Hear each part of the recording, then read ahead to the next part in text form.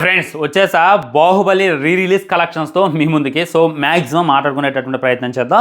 Friday cinema release అయింది. Friday, Saturday, Sunday, ఇవాళ Monday, ఈ 4 డేస్లో కలెక్షన్స్ ఎంత వసూలు చేసింది, గ్రాస్ ఎంత కొట్టింది, నెట్ కలెక్షన్స్ ఎంత, షేర్ ఎంత, మరి సినిమాకి వాళ్ళు రిలీజ్ చేయడానికి ఎంత ఖర్చు అయింది, దాని మనం రికవరీ చేసిందా లేదా, ఏ రికార్డ్ని కొలగొట్టింది అనేటటువంటి క్లారిటీగా క్లుప్తంగా ఈరోజు ఈ వీడియోలో మాట్లాడుకునేటటువంటి ప్రయత్నం చేద్దాం. దానికన్నా ముందుగా ఏంటంటే నిన్న మన షారుఖ్ ఖాన్ గారిది కింగ్ అనేటటువంటి చిన్న గ్లిమ్స్ రిలీజ్ అయింది. దాంట్లో షారుఖ్ ఖాన్ బాగున్నాడు, విలియమ్స్ కూడా బాగుంది, అది వేరే విషయం.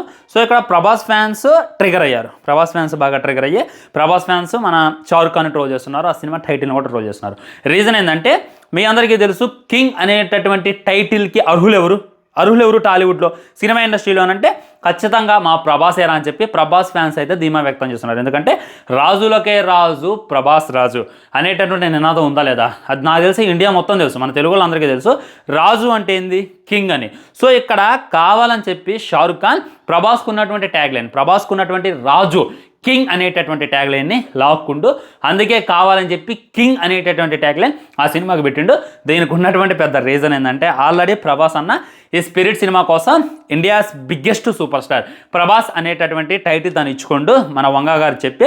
సో అదేవిధంగా మన సూపర్ స్టార్ అనేటటువంటిది షారుఖ్ ఖాన్ది. సో ఆ టైటిల్ని ప్రభాస్ లాక్కుండు కదా, అందుకే షారుఖ్ ఖాన్కి మండిపోయి ప్రభాస్కు ఉన్నటువంటి రాజు కింగ్ అనేటటువంటి బిరుదుని ఆయన లాక్కొని నువ్వు సినిమాలో జస్ట్ చిన్న క్యాప్షన్స్తో ఇండియాస్ బిగ్గెస్ట్ సూపర్ స్టార్ అని పెట్టిన, నేను నా సినిమా పేరే కింగ్ అని పెట్టుకుంటా, ఏం చేస్తారో చేసుకోండి అని చెప్పి షారుఖ్ ఖాన్ ధీమా వ్యక్తం చేస్తుండు.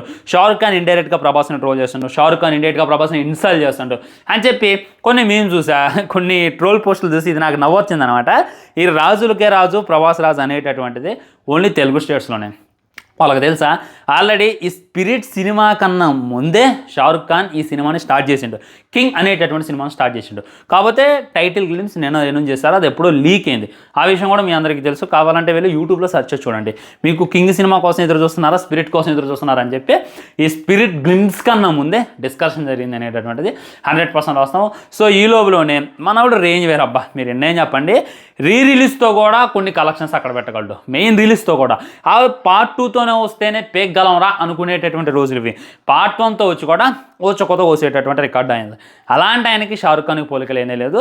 షారుఖ్ ఖాన్ చూసుకున్నట్లయితే తను తోపు యాక్టరే కాదంట్లా, కానీ ఇండియాస్లో ప్రభాస్ తర్వాతే షారుఖ్ ఖాన్. గ్లోబల్ వైడ్గా అంటే షారుఖ్ ఖాన్కి అటు Pakistan side, Afghanistan side, Bangladesh side, ఆ చైనా అక్కడంతా కొద్దిగా ఫ్యాన్ బేస్ ఉంది, మంచిది ఉంది. కానీ ప్రభాస్ అన్న సినిమాలు అక్కడ ప్రభాస్ అన్న సినిమాలు అక్కడ చూడరు కాబట్టి అక్కడ ఆయనకి మార్కెటింగ్ లేదు, ఇది ఒప్పుకుంటా. గ్లోబల్ వైడ్గా సూపర్ స్టార్ అయితే షారుఖ్ ఖానే, ఇండియా వైడ్గా సూపర్ స్టార్ అయితే ప్రభాస్ అనేటటువంటిది 100% గుర్తుపెట్టుకోండి. మీరు షారుఖ్ ఖాన్తో పోల్చి మళ్ళీ ప్రభాస్ అన్న ఇజ్జత్ ఇవ్వకండి, ఎందుకంటే ఎవరి రేంజ్ వాళ్ళది అనేటటువంటిది 100% వస్తాము. దీని గురించే ట్విట్టర్లో చర్చ.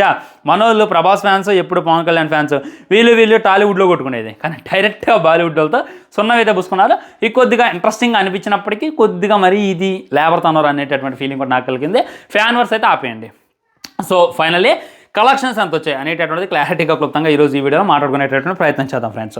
సినిమా చూసుకున్నట్లయితే దాని ఎడిటింగ్ వర్క్కి దాన్ని చాలా డెవలప్ చేశారంట. మీకు తెలుసు ఒకప్పుడు బాహుబలి ఎలా ఉంది ఫిల్టరింగ్, ఇప్పుడు ఎలా ఉంది, దాంట్లో కొద్దిగా VFX వర్క్ చేంజ్ చేయడానికి, దాన్ని కలర్ గ్రేడింగ్ చేయడానికి కొద్దిగా జక్కన అయితే ఖర్చు చేసిందంట. ఆల్మోస్ట్ మనకు తెలియదులే కానీ ట్రేడ్ వర్గాల్లో ఉన్నటువంటి లెక్కల ప్రకారం 2 నుండి 3 కోట్లు దాకా ఖర్చు పెట్టిందంట జక్కన్న. చాలా ఎపిక్గా తీయడానికి, లైక్ ఆ వాయిస్ ఓవర్లు ఇవ్వడానికి, కలర్ గ్రేడింగ్ మార్చడానికి, ఆ వర్కర్స్కి ఎడిటింగ్ మొత్తానికి కూడా అటు ఇటుగా 3 crores దాకా ఖర్చు చేసిందంట.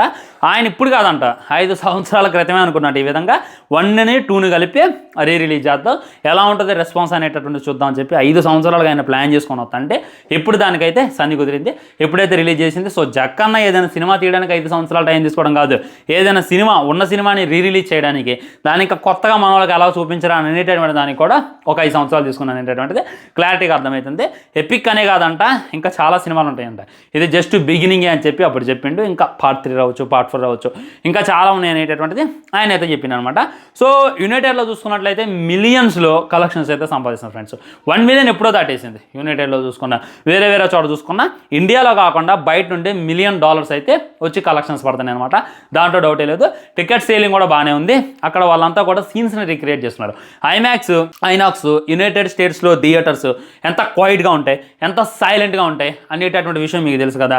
కానీ ఇప్పుడు చూసుకున్నట్లయితే అక్కడ ఉరులుతున్నారు, అరుతున్నారు, పిల్లగాన్నెత్తబోయి బాహుబలి అంటున్నారు, తాళ్ళు గుంజుతున్నారు, ఒరే నాయన అది అమెరికా అయి ఉండొచ్చు, కానీ రాజులకే రాజు ప్రభాస్ రాజ్ సినిమా అని చెప్పి వాళ్ళైతే తెలియజేస్తున్నారు అనమాట. ఇంకా నాకు ఆశ్చర్యానికి గురి చేసింది ఏంటంటే మన పైరసీ వెబ్సైట్స్ ఉంటాయి కదా, దాంట్లో కూడా ఎపిక్ని అప్లోడ్ చేసింది వాడు. ఓరని దుంపదగా అనిపించింది. ఇప్పటిదాకా చాలా సినిమాలు రిలీజ్ అయినాయి భయ్యో, ఏ సినిమా కూడా వాళ్ళు పైరసీ చేయలేదు, కానీ రిలీజ్ సినిమాకు కూడా పైరసీ చేసేటటువంటి కటౌట్ రాయింది అనేటటువంటి ఫీలింగ్ అయితే నాకైతే వచ్చేసింది అనమాట.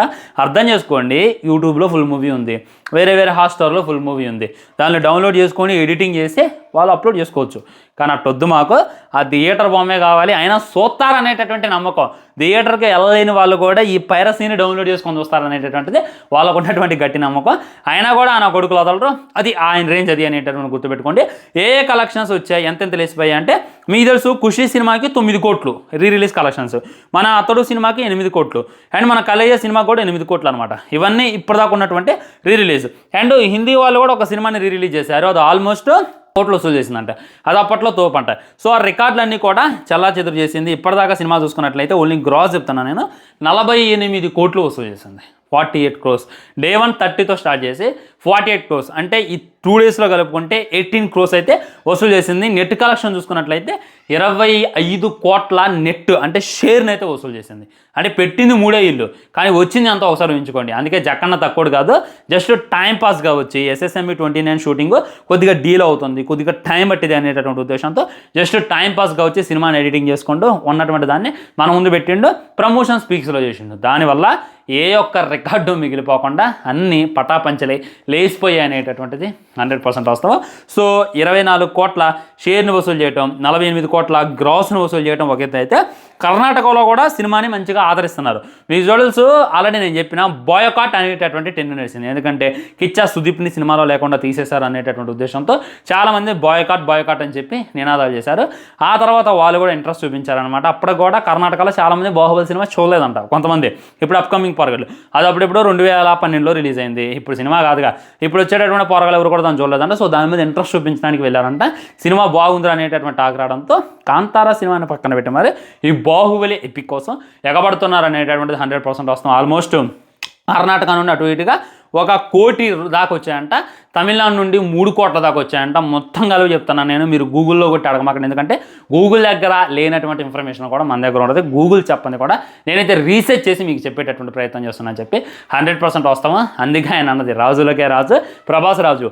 మేము డైరెక్ట్ సినిమాతో రికార్డులు పెట్టగలం, మేము రిలీజ్ సినిమాతో కూడా 100% ఎవరు కొల్లగొట్టలేని, ఎవరు టచ్ చేయలేనటువంటి రికార్డుని నేను అక్కడ పెట్టగలను అని చెప్పి ప్రభాస్ అన్న మళ్ళీ మాట్లాడాల, మళ్ళీ చెప్పలా, ఇండియాని షేక్ చేస్తా ఆయన అనేటటువంటి చెప్పలా, వద్దులే ఇవన్నీ ఏం చెప్పలేదు ఆయన, కానీ చేసి చూపించింది అనేటటువంటిది 100% వస్తాం అనేటటువంటిది మళ్ళీ అర్థమవుతుంది అనమాట. సో దీని మీద మీ కామెంట్ ఏంటి అనేటటువంటి తప్పకుండా కింద తెలియజేయండి.